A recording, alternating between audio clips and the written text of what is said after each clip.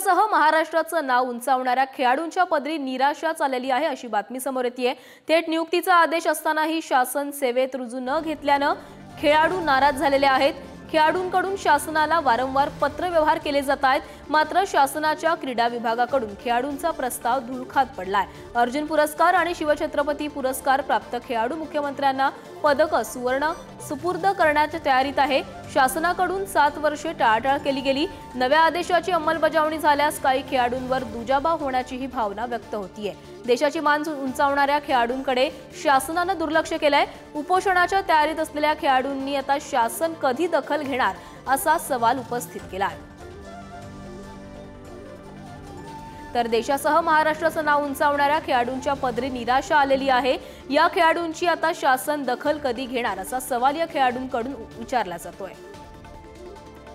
तर याबाबत अधिक बोलण्यासाठी आमचे प्रतिनिधी किरण ताजणे आपल्यासोबत जोडले गेलेले आहेत। किरण, ज्या खेळाडूंनी देशासह महाराष्ट्राचंही नाव उंचावलं त्याच खेळाडूंकडे मात्र आता सरकार काहीसं दुर्लक्ष करताना दिसतंय आणि याचमुळे या खेळाडूंमध्ये काहीशी नाराजीही दिसतेय। प्राची, खरं म्हणजे या सगळ्या दरम्यान आपण जर बघितलं तर शेतकऱ्यांची मुलं आहे, काबाड कष्ट करणाऱ्या, मोलमजुरी करणाऱ्या अनेकांची ही मुलं आहेत आणि याच मुलांनी देशाचं महाराष्ट्राचं नाव उंचावलं। परदेशामध्ये जाऊन कुणी सुवर्ण पदक आणून दिलं, कुणी कांस्य पदक आणून दिलं। तर या सगळ्या दरम्यान या सगळ्या खेळाडूंचा सन्मान हा देशामध्ये केला जातो, महाराष्ट्रामध्ये केला जातो। देशामध्ये जर बघितलं तर अर्जुन पुरस्कार या सगळ्या खेळाडूंना दिला जातो। दुसऱ्या बाजूला महाराष्ट्राकडनं या सगळ्या खेळाडूंना शिवछत्रपती पुरस्कार देखील दिला जातो आणि अशा सगळ्या खेळाडूंना शासन सेवेत रुजू करून घेण्याचा एक आदेश आहे महाराष्ट्र शासनाचा। क्रीडा विभागाच्या माध्यमातून या सगळ्या खेळाडूंना शासन सेवेत रुजू केलं जातं। आपल्याला माहिती आहे की अनेक सगळे खेळाडू आहेत जे क्लास 2च्या पोस्टवर रुजू देखील झालेले आहेत, मात्र अजूनही काही खेळाडूंना नियुक्ती देण्यात आलेली नाहीये आणि त्यामुळे नाराजी व्यक्त केली जाते। अशामध्ये आता नाशिकचे जर बघितलं तर मोनिका राऊत, कविता राऊत असतील ज्या ॲथलेटिक्स आहे, दुसऱ्या बाजूला दत्तू भुकनळ यांना देखील या दोघांनाही अर्जुन पुरस्कार केंद्र शासनाच्या माध्यमातून मिळालेला आहे। त्यांना अद्यापही नियुक्ती देण्यात आलेली नाहीये आणि अशा सगळ्या परिस्थितीमध्ये महाराष्ट्रातील 6 खेळाडू ज्यांना विविध पदकं मिळालेली आहेत ते आता उपोषणाच्या तयारीत आहे। मुख्यमंत्र्यांना पत्रव्यवहार त्यांनी केलेला आहे। जर या सगळ्या संदर्भामध्ये तात्काळ निर्णय झाला नाही तर त्यांना जो मिळालेला सन्मान आहे तो सन्मान मुख्यमंत्री एकनाथ शिंदे यांच्याकडे ते सुपूर्द किरण, मी तुम्हाला काही वेळासाठी थांबवते। या संदर्भात अधिक बोलण्यासाठी आपल्यासोबत काँग्रेसचे प्रवक्ते अतुल लोंढे देखील जोडले गेलेले आहेत। अतुलजी, तुम्ही ही बातमी ऐकलेली असेल, खेळाडू आपल्या देशाचं नाव मोठं होण्यासाठी अनेक मेहनत घेतात, पण जेव्हा त्यांना शासनाच्या सेवानिवृत्तीमध्ये जेव्हा सेवा द्यावी लागते, त्यांना त्यांची नियुक्ती करण्याची वेळ येते तेव्हा त्यांच्याकडे दुर्लक्ष केलं जातं। हे खेळाडू प्रस्ताव देतात, मात्र त्यांच्याकडे काहीसं दुर्लक्ष होताना दिसतंय। काय प्रतिक्रिया आहे तुमची? खेळाडूंच्या प्रस्तावाची याला गरज नाही, हे शासनाचं धोरण आहे। हे काँग्रेसच्या काळामध्ये जे खेळाडू देशाचं नाव उज्ज्वल करतात, राज्याचं नाव उज्ज्वल करतात, त्यांना आर्थिक सामाजिक सुरक्षा असावी म्हणून धोरण आणलं गेलेलं होतं। पण हे जे सरकार, मग पहा आता देवेंद्र फडणवीस म्हणतील खोटे नॅरेटिव्ह टाकतात, खोटं काम आपण करायचं आणि दुसऱ्यावर लादायचं। यांना ऑटोमॅटिक ती ऑर्डर मिळाली पाहिजे। आपण पाहिलं तर राई सरनोबत वगैरे ह्या मुलींनी पहिले चांगली कामगिरी केली। बघा तुम्ही किती खेळाडू जे आहे, रणजी प्लेयर असतील तर ते रेल्वेमध्ये असतात, एजी ऑफिसमध्ये असतात, आरबीआय मध्ये असतात, विविध विभागामध्ये जे विभाग क्रिकेट खेळतात त्यांना तिथे ती संधी मिळते। हॉकीचे प्लेयर्स असतील, आता ही सगळी योजना असताना अशा पद्धतीने नोकरी न देणं म्हणजे यांचं तरुणांच्या विरोधातलं धोरण आपल्याला दिसतच आहे। 2.5 लाख पदं खाली आहेत। कशा पद्धतीनं 17,000 नोकऱ्यांसाठी कॉन्स्टेबलच्या, डॉक्टर, इंजिनियर्स, MBA असे 17 लाखापेक्षा जास्त लोकांनी फॉर्म भरलेले आहेत। अशी वाईट परिस्थिती असताना जर आपण असलेलं धोरण जे आपलं महाराष्ट्राचं नाव उज्ज्वल करतात जागतिक पातळीवर, देशाच्या पातळीवर, त्यांना जर आपण देत नसू तर आपण तरुणांमध्ये नैराश्य पसरवत आहात आणि हे योग्य नाही। पण असं काम का करतात? उद्योग दुसऱ्या राज्यामध्ये जाऊ देतात, जे अधिकार आहे नोकऱ्यांचे ते अधिकार खेळाडूंना आपण देत नाही, हे योग्य नाही। हा राजकारणाचा विषय नाही आहे, पण स्पष्टपणे सांगतो की त्यांना यांनी लवकरात लवकर ऑर्डर काढावी। आता अधिवेशन सुरू आहे, त्या अधिवेशनामध्ये या खेळाडूंच्या बाजूने काँग्रेस हा प्रश्न उचलल्याशिवाय राहणार नाही। अतुलजी, आपल्यासोबत भाजपचे आमदार राम कदम देखील जोडले गेलेले आहेत, पण त्याआधी आपण ही संपूर्ण बातमी पुन्हा एकदा त्यांना ऐकवणार आहोत।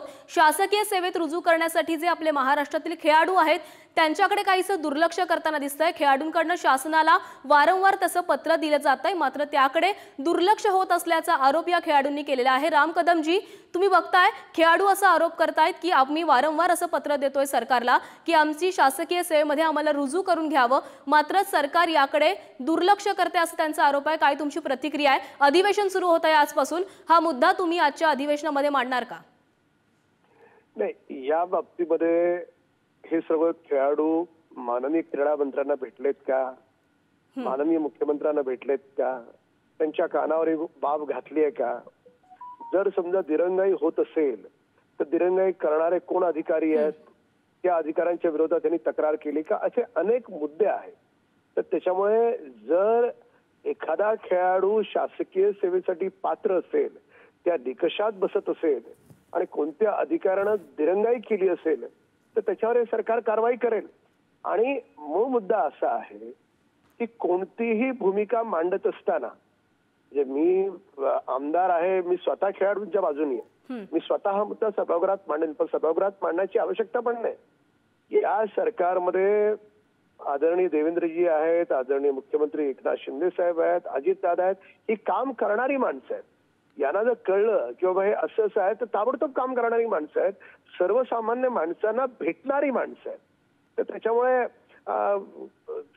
ज्यांच्या कोणाकडून ही बातमी आली, पण जर रामजी तुमचं असं म्हणणं आहे की या खेळाडूंनी सरकारी दफ्तरी जाऊन मुख्यमंत्री किंवा उपमुख्यमंत्र्यांची भेट घ्यायला हवी होती, पण जर या खेळाडूंना सरकारी सेवेमध्ये रुजू केलं जात नसेल तर याचा फॉलोअप कुठेतरी घेतला जायला हवा होता, असं वाटत नाही का तुम्हाला?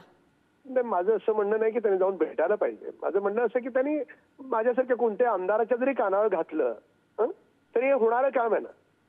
जर ते निकषात बसत असतील, पूर्तता पूर्ण करत असतील तर हे सरकार काम करणारं सरकार आहे, लक्षात घ्या। आता कोणीतरी एखादा पक्षाचा कार्यकर्ता असतो आणि तो खेळाडूच्या निमित्तानं पुढे येतो आणि सरकारला बदनाम करण्याचा प्रयत्न करतो, असं नेमकं याच्यात आहे का, ही बाब आपल्याला तपासून पाहावी लागेल।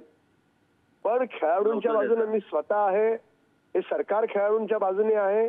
निकष पूर्तता पूर्ण करत असेल तर सर्व खेळाडूंना न्याय मिळेल। म्हणजे रामजी, तुम्ही आता हे आश्वासन देऊ शकताय खेळाडूंना की अतुलजी म्हणतायत की आम्ही हा मुद्दा धरून ठेवणार आहोत, मग आता जेव्हा सत्ताधारी आमदार म्हणजे तुमच्या कानावर जेव्हा ही बातमी आलेली आहे, हा मुद्दा तुम्ही सरकारच्या दफ्तरीत मुख्यमंत्र्यांना किंवा उपमुख्यमंत्र्यांना सांगणार? मी स्वतः सभागृहामध्ये मांडेन, मी स्वतः माननीय क्रीडा मंत्र्यांच्या कानावर ही बाब घालेन।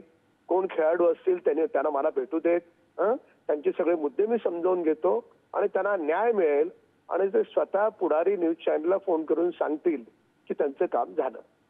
अतुलजी, तुम्ही ऐकलेलं आहे, राम कदम यांनी आश्वासन दिलेलं आहे की आपण स्वतः हा मुद्दा मांडणार आहोत आणि ही बातमी ते स्वतः आपल्या चॅनलपर्यंत सांगणार आहेत। तुमची प्रतिक्रिया काय यावर? नाही, छान, म्हणजे राम कदमांचं पहिलं अभिनंदन मी करीन। त्यांना काही गोष्टी मी सांगू इच्छितो।